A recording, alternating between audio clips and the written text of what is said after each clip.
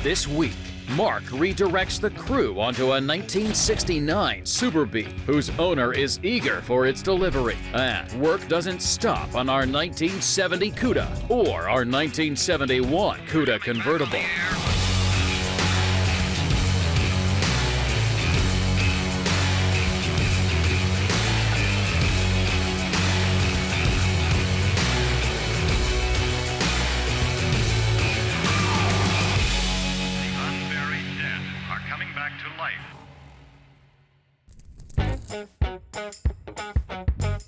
So recently, our 1969 and a half Dodge Super Bee, A12 446 pack, 4-speed, 410 Dana F6 green, got its final paint job from our old friend Will. But I want to take time, because Alyssa's working the QC department now, I want to show her just things to look for. But it's just the little minute things that if you don't fix them now, or if they exist and you let it slip out, that's where you have problems at. There are things on the engine that are already on there that are unique just to that engine, just to that year. So it's just more reaffirming with her. I'm hoping that kind of passion might rub off on Alyssa as we spend more time working on the drivetrain.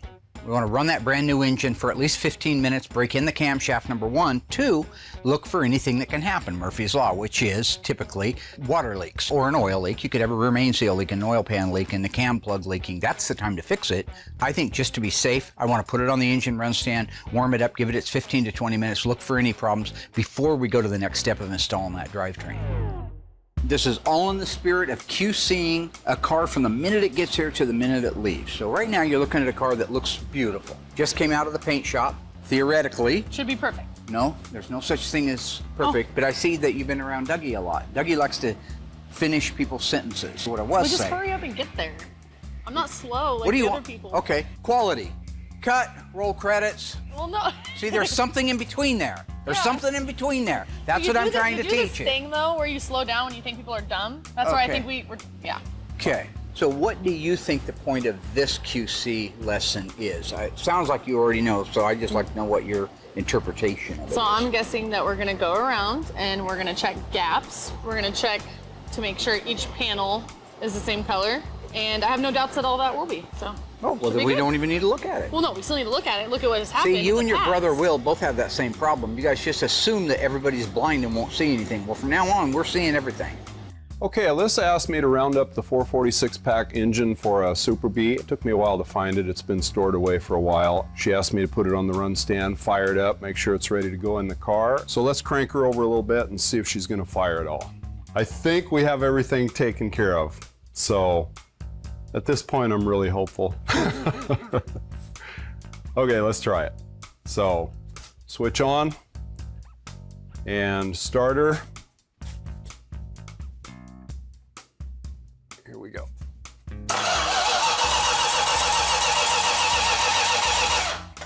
Okay, maybe just a little more fuel. All right.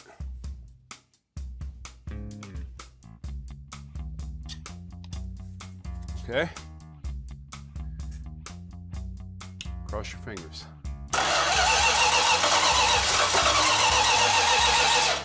Not yet. My personal management skills, I don't follow the rules. Edit this! I don't conform. So I can't say, why don't you come over here and look at my rooster? No, no, no. All right, you're not gonna take and, I'm a square peg, you're not gonna put me in a round hole, okay? I do things my way. Yes, I believe that it's easier to ask for forgiveness than it is to ask for permission. Now, you might disagree with that at home, that's fine. You do things your way. But I've also built a business to where it's at right now as a 9th grade dropout from Springfield, Oregon. So that's my management skill. Are there gonna be some bumps and bruises and some casualties along the way? Yeah, all right? Nobody ever said it was going to be easy. I believe it was AC/DC who said it's a long way to the top if you want to rock and roll.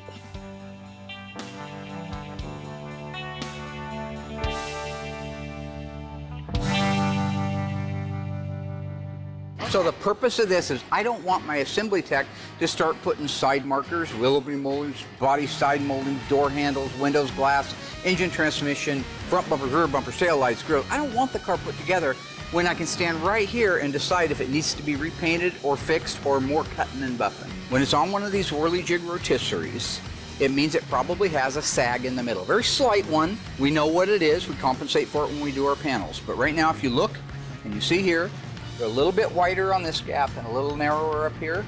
The same thing here. A little wider, a little narrower. When this car goes down onto its suspension, that opens back up and you'll have symmetrical gaps. You won't see it much on dark colored cars. You won't see it at all on a solid car. But your light blue metallics, your golds, your greens, your silvers, there's a phenomenon referred to as flop.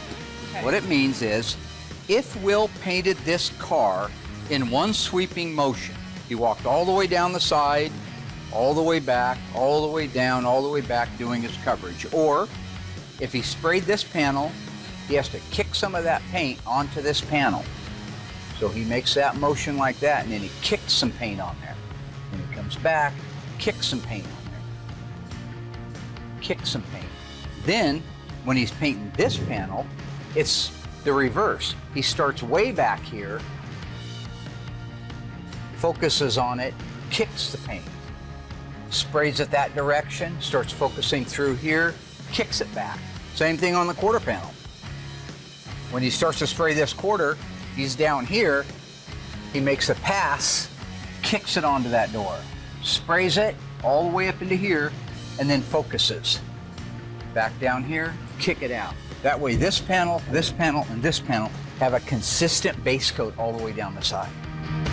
Whether it was a metallic or a solid color, it was still an enamel paint single stage. That was before clear coat came out. So if you look at an original factory like a Plum Crazy that's a metallic color, you'll see what they call mottling, M-O-T-T, mottled. And it's where the metals have kind of flown together out of the pattern, and so it has almost a zebra stripe look. It's subtle, and they did a lot better job at it back in those days than we would do today if we had to be forced to spray a single stage metallic.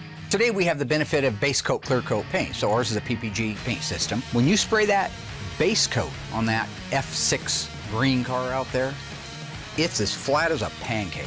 It is dull, there is no shine to it. It doesn't have the ability to withstand the sunshine. If you pulled that car outside in June, by July it'd be all off of the car. You have to top coat the base coat. So yeah, that's why our paint jobs tend to look about 1,000 times better than the factory ones. They're more consistent, they hold up better, and they have a better shine.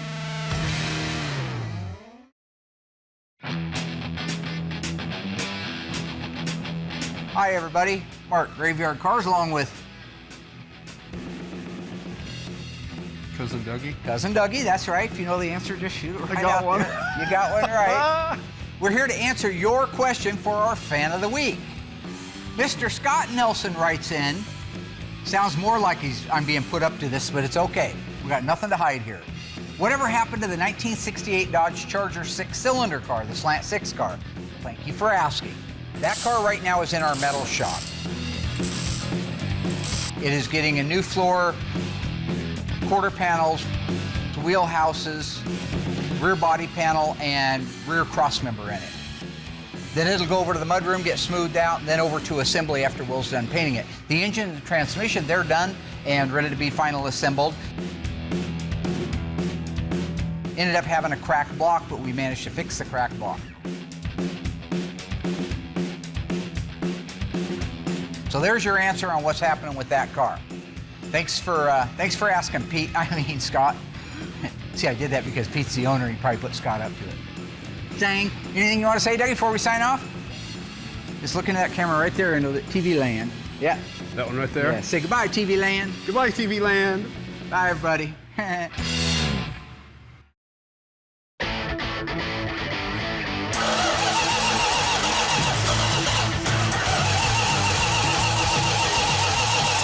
Nope. At one point, I was getting a little concerned because it was not firing at all. And it's like, why is it not firing? Everything's set up, everything's going. Had plenty of fuel. I know it had spark, but it wouldn't fire. First thing that happened is we found out we had two different size fuel lines, one from the engine to the remote fuel tank. So when we initially tried to start cranking the engine over, we had a nice fuel leak. So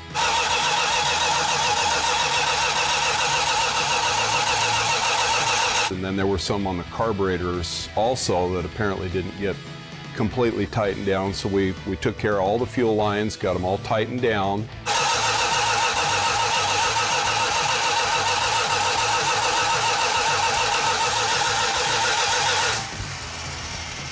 Just kept cranking on it, and eventually it leaned out and fired right up and ran good. Come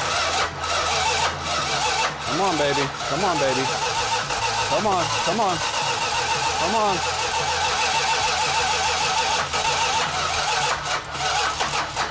Come on.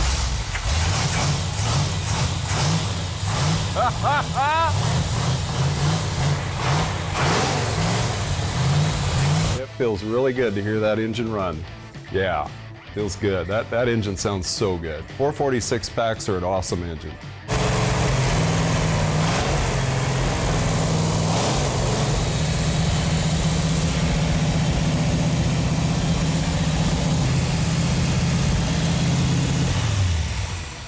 Okay, well, she runs. Runs good, too. Well, to me, the coolest thing about the 446 pack engine is, for Chrysler, this was the first time they used 3 two-barrels. General Motors had done it in their Corvettes. Ford had done it a little bit earlier, too, but this was the first time Chrysler had done it. And they used Nadelbrock aluminum intake in '69. Actually, some of those intakes were still used in '70 as a rolling change because they were supposed to go to a cast iron manifold made by Chrysler. But you'll see early cars, early 446 pack cars in '70 still had the aluminum intake, so there's a little trivia for you.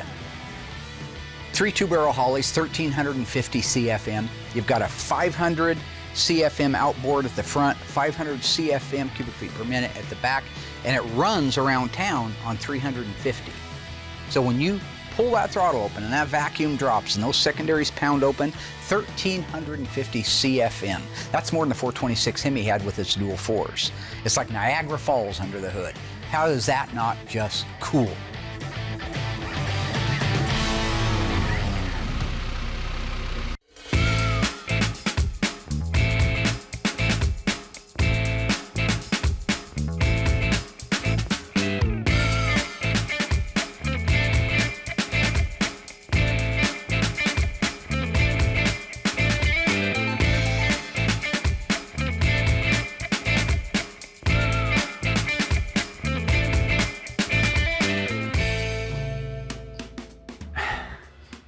I mean, do you like it?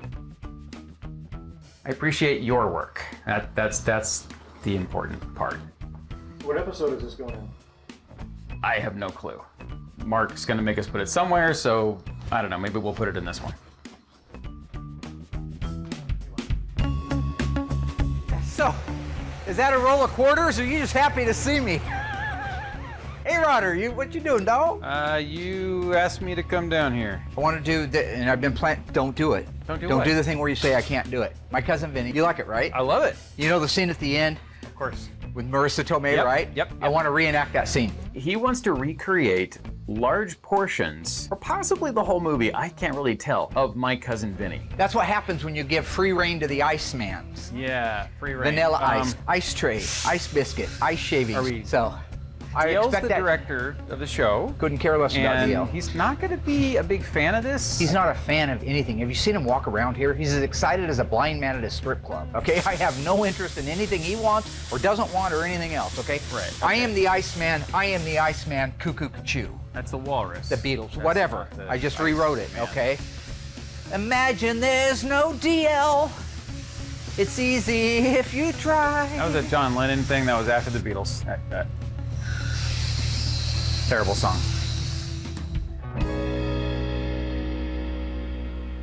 Right now I'm working with Alyssa on the fine points to look for on a completed paint job before it can go onto the lift and start being assembled. So you stand here and see if the door looks like any different shade than the quarter panel. No. The only thing that I see is because the light hits it, so it looks like it has a highlight across the top. That's really beautiful, but it looks even. Right. I mean, Stand straight on and look at it. okay, Does look. the door match the quarter? Yes. Okay. Take a look at your gaps here where your door, this may seem wide. I've seen these gaps all over the place. There may be a fine last minute adjustment once we put the hood on it. But this right now looks great. You'll see those bolts aren't painted and they're not completely tight yet. We'll do that last minute adjustment once the hood is on there. Okay. You also on these cars have a grille support that has to go in at the same time. It goes in here between these 2 points and it gets painted body color. So all that's your last minute. Once it's off a whirly jig, we can start working on it. But to me, I think that all looks very adjustable. Okay. Now I have a question. For who? For you, where are Okay. the hood hinges on this one? Or They the should hood- have the hood hinges in place, right? Yeah, why don't they have hood? I don't know why they wouldn't have the hood hinges in place if we're gonna paint it like that, because it's gotta be adjusted and painted at the same time. Are the hood hinge? They're not body color, right? Yeah, they are. Oh, Yeah. God. Great. So they should be back there painted in theory? Yeah. Well, yes and no. This being a 69.5 A12 Super Oh, B God. has a fiberglass liftoff hood that doesn't use hood hinges. It just sits on these 4 hood pins. Okay, Dad. Education. So we are ready to install the drivetrain, which is completely built out and detailed. So I want to go get that from the Little Red Rooster, Cousin Dougie.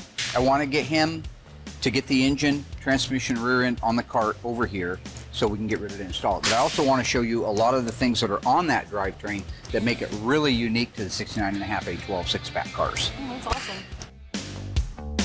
So while Alyssa and I are wrapping up the QC on the paint for the Super B, Doug, Cousin Dougie, Cousin Duct Tape I call him, is moving over the drivetrain. It's on an assembly cart already. He's going to get it moved around over here in front of the car. There's some unique things on it I want to point out to her before we round up the troops and install the drivetrain.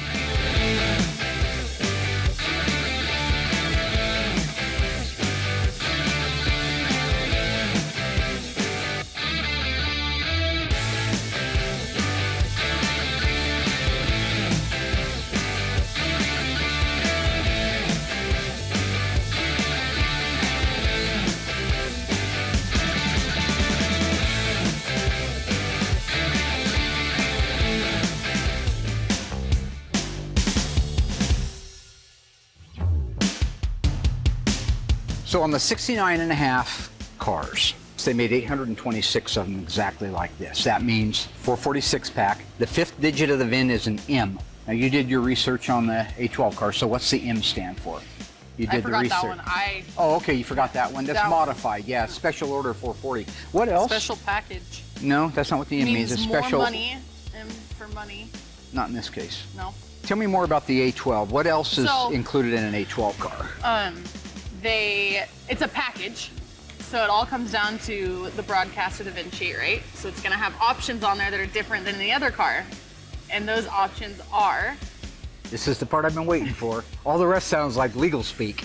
What are you guaranteed with an A12 car that you wouldn't get with a regular 446 pack. 446 pack, that's right, that's right. That you get the big engine. And the brake horsepower rating on the 446 pack is? Does anybody even really know that? Well, I do. It's 390. Oh, Well, that's a good start. You did good. Now, what else is guaranteed part of the 69.5 A12 Super B package? the lift-off fiberglass hood. Yes, that's true. That makes it pretty cool. That's good. Yes, absolutely. And what, probably a badass stripe of some kind. Yeah, badass stripe, right. Probably some pretty paint. Okay, Okay. you didn't do your research, did you? I did. Somehow I knew you wouldn't. Well, Why Dad. don't you do everybody a favor here? I don't see so well. Go ahead and read that You highlighted don't stuff right so there. well. You got glasses on. Go ahead and read that highlighted stuff. Why do you have those? You read Are that, those prescription? and I'm going to point to the pieces on the engine. So A1269 engine conversion package 440. Engine conversion package 440. This is what this is. 3 2-barrel carb. 3 2-barrel carburetors right here, folks. In those trays. How many CFM on those 3 carburetors? 383. Yeah, Something like that. 1,350. 500 outboards, 350 center. See, that's what's wrong. See, my generation, we have Google. Yeah. I don't well, really have to That's keep it why all your up here. generation are idiots. Okay. Good talk. Hit me So, with something else. HD 11-inch drum brakes. Heavy duty 11-inch drum brakes right here, right here. A833. Is that how you say that? 833 Hemi 4-speed transmission. This is your VIN number here that tells you it's a real live numbers matching transmission. What is the vehicle identification number? The last 8 characters. 9A284123. That's the only one they put there. And what assembly plant is represented by the letter A? Amtrak? Michigan? Hamtramck. Yeah. No, but that was a good guess. What else? See? Oh, well, that's my only guess. No, Can I get the answer Because that's now? the only plant you can think of, right? Yeah. Okay. Lynch Road. Okay. All A12 cars were built at Lynch Road, so all A12 cars will have the A as the assembly plant. Okay.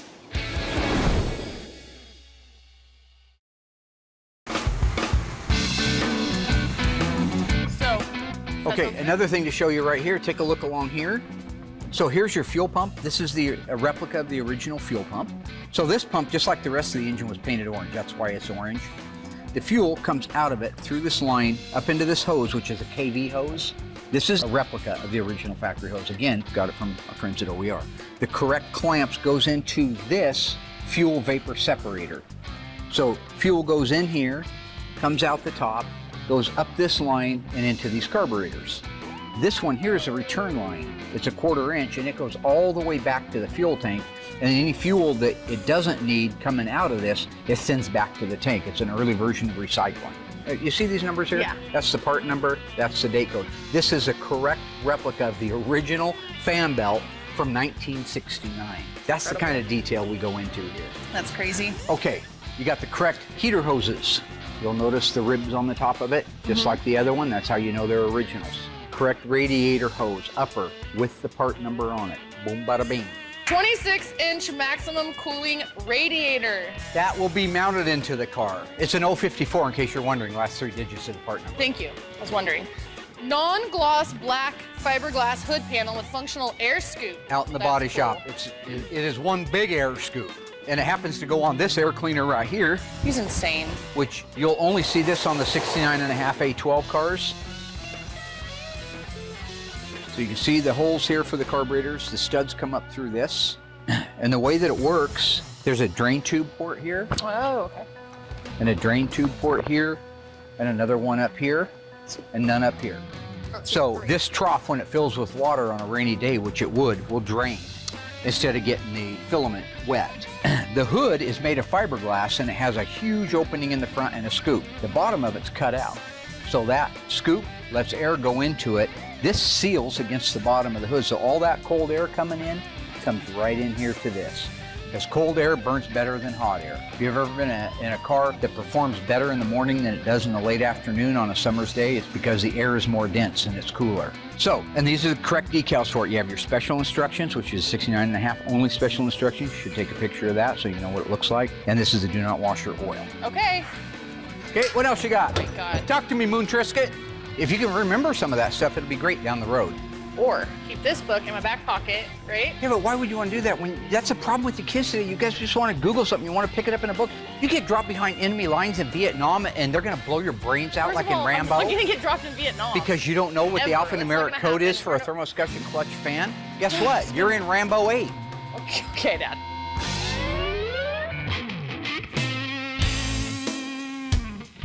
Just another item that we're stocking now at the shop because so many people request it and it's a high moving item are the Krieger wheels. Of course, I grew up on them. It's not hard to convince me to have to stock something I love that much. So I've asked Doug to go out there and to get me 2 15x8 and 2 15x7 wheels. So we're putting the BF Goodrich TA radials on it because that's what it had back in the day, and the 15.8 and 15.7 rims. It's gonna look beautiful.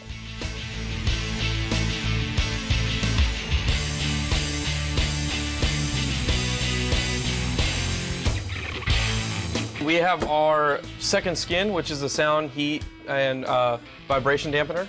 A lot of these cars, I mean, from the factory they didn't come with this type of stuff, but this customer elected to have this in the car, so, all right, so I'm just gonna go ahead and start laying this stuff in. I might go up here a little bit, not too far though. Get all the contours. So what I'll probably do is overlap these just slightly. I don't want a big gap in between. Then when you get to a spot like this where your seat track goes through the floor, just mark where your hole is. Use a screwdriver or something, poke it through. And then when you got these little contours right here, what I like to do is just take my razor blade, cut it, lay that over. Usually what I do is after I get all this stuff laid down, I find out where my body plugs are, and I'll just cut right around those so I'm still able to access those. It's not super tricky to do. It can be time consuming, but I've done a few of the cars, so you kind of get the hang of it each time. One thing that I do like about this stuff compared to some of the other brands out there is you don't got that super shiny, in-your-face logos on the front. The logo on this is ghosted in. It's super subtle, and it looks really cool.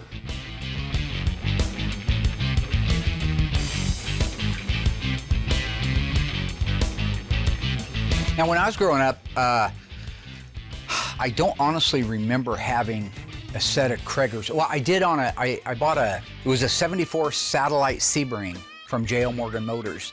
Had the right fender and the right door caved in on it. I bought it for $300, but it had these beautiful Krager 5-spokes. It made the car. The car was red and white. But my Charger, I had old ET style 5-slot mags. Guys at home know what those are.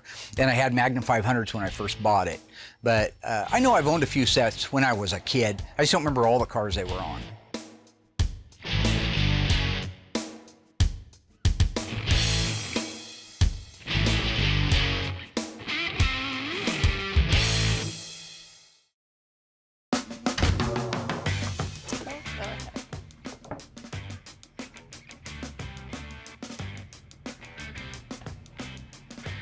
Dude, what the f? There is no reason for any of this. The broom goes right there, you know? It's just like, why is this part out? Like, they take it all the way back up here, but they can't put it in the bin that it's supposed to be in. Trash everywhere, like, so they're like children. Hey, dude. Hey, buddy, what's up? So I got a new project from Mark. Oh, God. So I guess DL sort of wears his emotions on his sleeves. And so he wants to do the scene like the Marissa Tomei thing, where we go to like shoot in the courthouse, and he was not pleased Not liking this. when I told him about this. What does this have to do with Mopar and the show? Well, I think he's gonna rewrite the speech so that it's Mopar oriented. His primary concerns were the fact that it has absolutely nothing to do with Mopar. And honestly, it's just a time thing. I don't know, think about it, it's a challenge, right? I mean, you direct movies, you know, it's kind of your wheelhouse. It's something fun to do. Why are you trying to get me on board with this? I'm not doing it. I gotta do color and sound. Well, yeah, he kind of wants you to be the director for this because it's kind of, you know, and Mark wants to put these things at the top of the show. We have this whole concept called bailout rate, you know? Like if somebody tunes in to watch a show about cars and they're watching this recreated scene of My Cousin Ben, I mean, they're just gonna change the channel. Yeah, so I'm glad that I had to talk with DL, and he's got a plan, and that's good. I'm guessing it's gonna be kind of like I mentioned, pushing this back at least one more episode. And what the heck is this? Do not touch ever. What gorilla got in and tore those? Humans don't open boxes like this.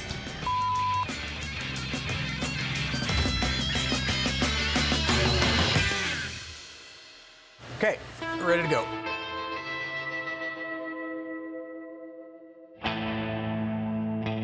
Okay, so look, I admit that right now my management skills are not exactly glowing in the dark. We're getting in trouble on these 3 cars, so I'll have to make some kind of changes. And I need to. That's okay. I accept that. That's how we grow. That's how we learn.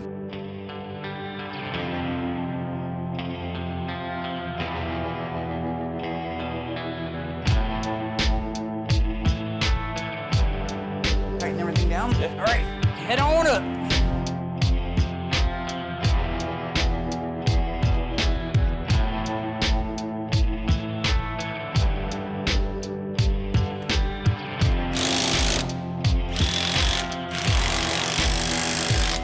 Let's put the upper control arms in. What do you think?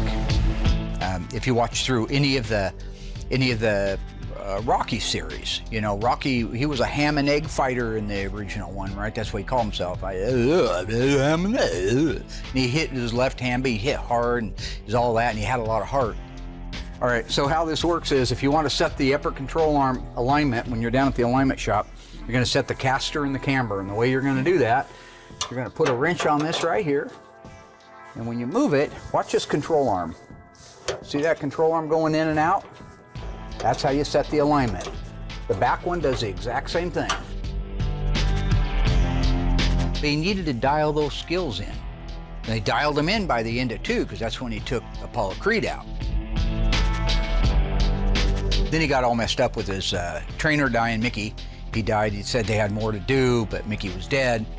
And then he had to get in the ring, and he fought Clubber Lang, but he didn't have the heart, and Clubber Lang knocked him out. And then he said, go for it. And then he won, and then he fought that Russian guy. And then Tommy Gunn stabbed him in the back. So I don't know.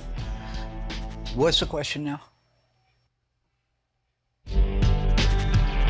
I like people to be kind of like a Swiss Army knife, to be able to do everything, right? I mean, if something were to happen and you were to lose all your metal guys one week, maybe they all had the flu or something, or they got hurt, but you can't bring that department to a halt. So you could go over and get the mud guys because you've spent time with them.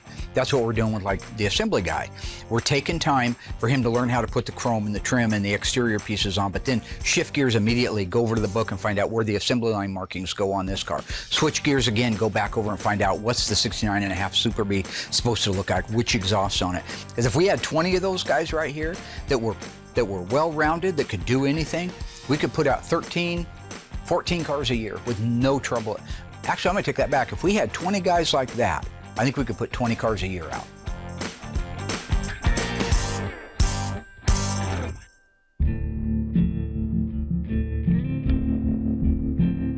There's people a lot more organized than I am. They write things down when I should write them down. So I think I'm lacking in that area. It's never been something for me. I wasn't a study guy in school. I didn't like to study. I don't like to sit there and write out everything that I'm going to be doing for the next week. So I think that that exposes me to the situation we're in now, where not only are we way behind, but I don't even have good answers for people. I mean, I know what the answer is. We've got too much work and not enough employees. But how do you put that into words for a customer who's been waiting 2 or 3 years for a car?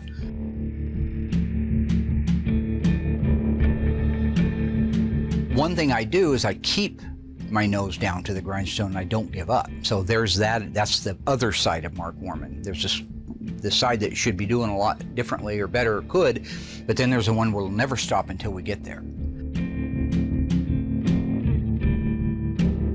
When I have a problem with a car, if it doesn't run right, if it misses, I always take a very analytical point of view of that, because I found a good friend of mine, Jim Zabrowski, worked with him back in the 80s over at the Lincoln Mercury dealership. He had a car that wouldn't run right. He wasn't in there twisting wrenches, ordering parts or anything. He stood back with his stupid little thermos and his poisoned cup of coffee and his cigarette, and he'd just look at the car, and that's what he'd do. It drove me crazy. He'd stare at it and he'd smoke his cigarette, and that first move he made on it was the right move. He'd thought everything else out. He'd ruled it out. So it is easier to ask for forgiveness than it is to ask for permission, another one of my downsides. But I will stick with it and figure out what we need to change. And if it's a million things that need to be changed over the next 5 years, I'll make those changes.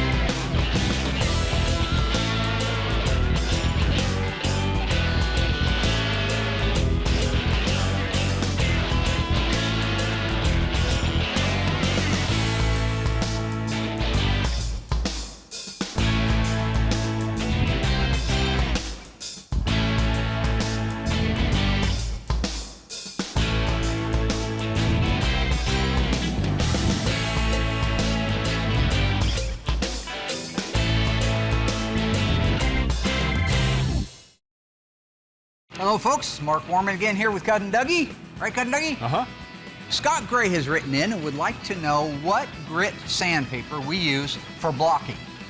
400. Now, Oh, that's not bad. That's the final sand before paint. That's okay, you're doing fine. Doug's just here because he's handsome and he has a full head of hair unlike me. So it depends what you're blocking out. If you're doing body work, we finish all of our body work in 80 grit. Then it goes over to the paint shop. Will does the primer on it, comes back, and they begin with 120. Then they'll usually get to a point where they broke through all the primer and down to the mud. Then they'll move out, re-primer it, come back with 220, then 320, then 400, then it's ready to paint. I got one. Hey, you did good. 400 was the final right before paint. Yeah, that's Dougie. Yeah. You want to say hi again or I'm bye learning. or anything? Yeah, hi again. Hey, it's Dougie. Yeah. Top fan of the week. If you want to be the top fan of the week, post your questions here on Facebook. We'll answer the guy who or girl who has the best. No. Not So if you want to be the fan of the week and have your question answered, go to graveyardcarz.com, post it there, or over on our Facebook page. Maybe you'll get lucky, right? Or you feel lucky, punk? Name of the movie. And cut.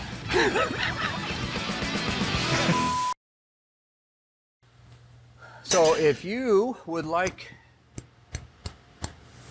to install the upper control arms into the spindles, I will go get my daughter and I'm going to have her help me get the wheels and tires over here. Krieger SS's, in case you're wondering. That's what he had on it when his dad had this car back in the early 70s, the owner's dad, and he put Kriegers on it. So while every other car at the show is going to have the boring 15x6 wheels on it with the chrome lug nuts and the red lines, this is actually going to have day 2 stuff, Kriegers, so the best.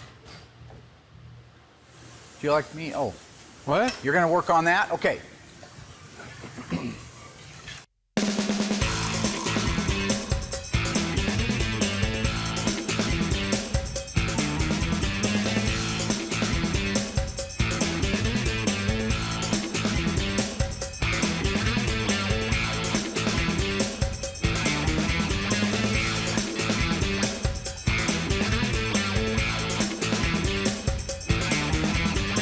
Okay, so we're ready to put these on. He's got to do the upper control arms in the front. Good, good, good, good. Excellent, excellent. It's really impressive. They're a little tricky. Okay, great. Now once it gets there, it's safe. Okay. So this is where it gets a little trickier. You see this stud, this lug stud, and it's touching against the chrome right there. So what I have to do is I have to pick the tire up and center it while that lug nut gets started. So try to get that bottom one there. Doing on pretty easy so far. Yep, that's good.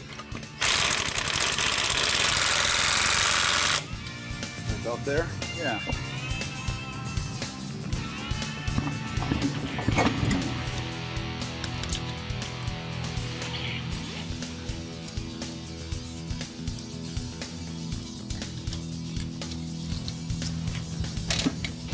That's okay.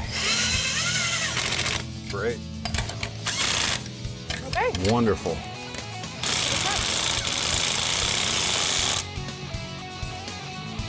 Ready? Yep.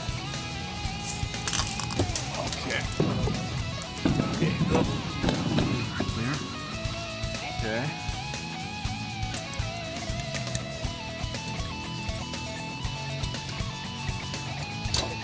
Repeat procedure, huh? Yeah. Yep. Right there. You don't want to go far. See how the washer hangs down? Yeah, it makes it. You don't have to line it. I had a ratchet. Nice work. But it's okay. It's not quite lined up. Does that make it better? Yep, there we go. So always one of my favorite parts of a build is installing the drivetrain because it becomes a car. It goes from an empty shell, no matter how pretty it is, to a real car with wheels and tires on it and it can roll. Now all of a sudden you say, wow, that's a car. So I'm very proud of the fact that we were able to pull together this week, get so many things done, but mostly without any damage or problems, install the drivetrain in our 69.5 Super B, because that guy back in New York that's been waiting so patiently for so long is going to just be thrilled when I roll that thing forward, take pictures of it sitting there on those Krieger wheels with the BF Goodriches, all setting at ride height. It's going to make his day. And if it makes his day, it makes my day. Look at that looking beautiful. Wow. Look at that. So what are we doing? Looking at how cool this is? Yeah, let's get those pods up underneath it and roll that thing forward so we can get a gander at it. That looks wicked. I like it. Good job, guys. That's nice work.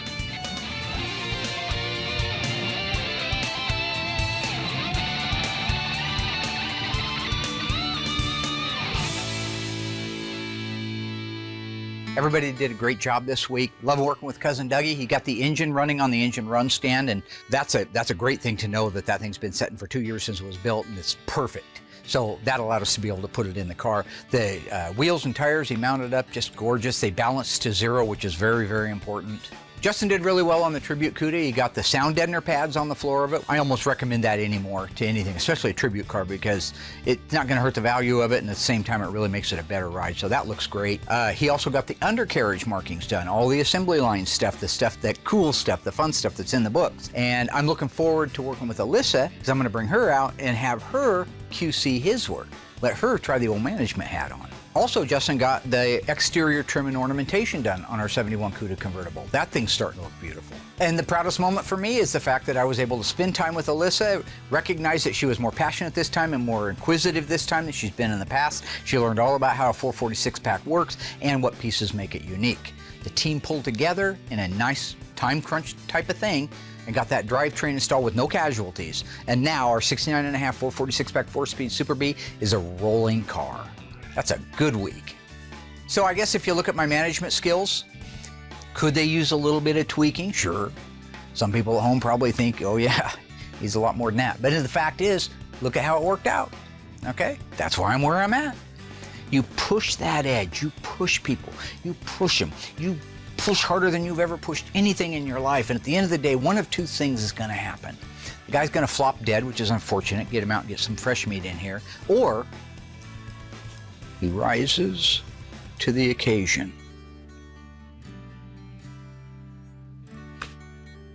So, words of wisdom.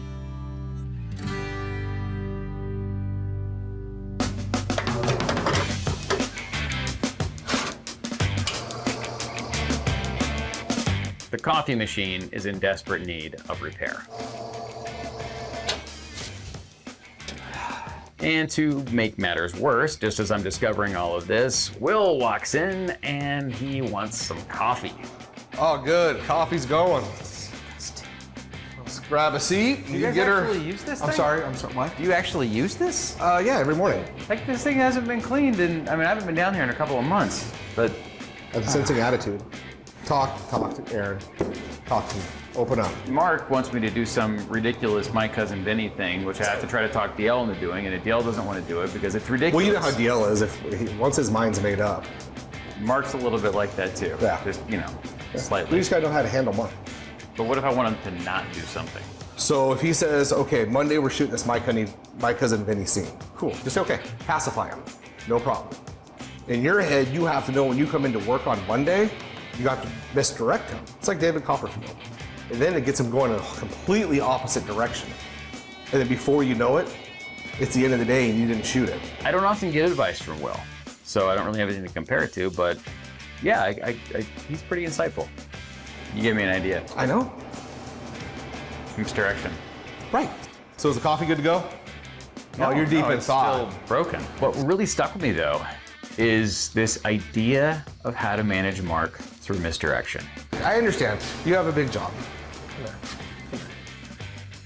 The hug was unexpected.